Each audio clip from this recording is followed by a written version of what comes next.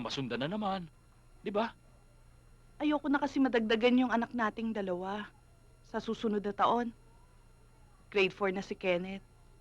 Tsaka ano ba naman yung kinikita nyo ni paring Renato sa pagbabiyahe nyo? Huwag mo muna kasing isipin yung wala pa.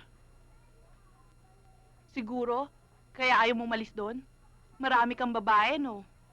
Pambihira ka naman, oh. Sa palagay mo ba kung may babae ako, papagurin kita ng ganyan? Siguro, gusto mo pa ng isa, no? Ha? Gusto mo pa, no? Hmm?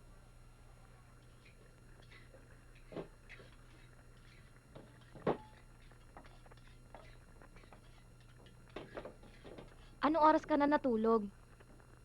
Anong oras ka na bumalik sa kwarto? Sana hindi ka na lang nagpunta. Sana nagdahilan ka. Sige nga. Tingnan ko lang kung magagawa mo lahat ng pinagsasasabi mo ngayon. Kung ikaw ang tawagin mamayang gabi. Ano ba problema mo? Ano ba kayong dalawa? Ang aga-aga. Gusto niyo ba mapagalitan na naman tayo ni Lucas?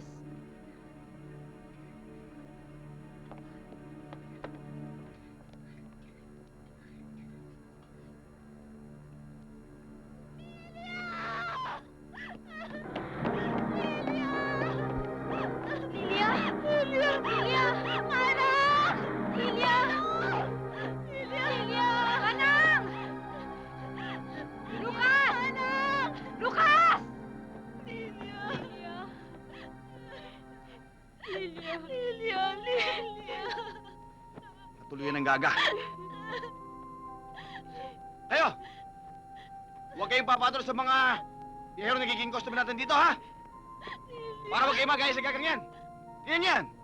Ano? Balik sa trabaho! Balik! Pisting yawa, magkakagastos pa ako nito sa libing, eh. Ano pa hinihintay nyo? Hindi ba natin papaanap sa pamilya niya? Loring, alam mo na ang sagot sa tanong mo, ha?